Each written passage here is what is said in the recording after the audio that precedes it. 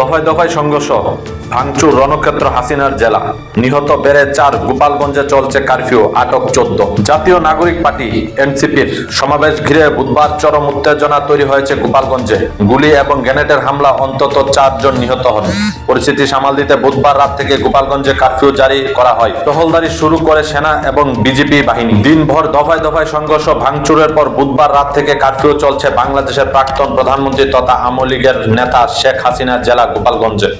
বৃহস্পতিবার সকালে অবশ্যই উত্তেজনা কমেছে, থমথমে পরিবেশ, রাস্তাঘাটে বেরিয়েছে কেউ কেউ, তবে আতঙ্কের উৎকণ্ঠ শেষ এখনো কাটেনি। Bureau report, SD news media, Bangladesh.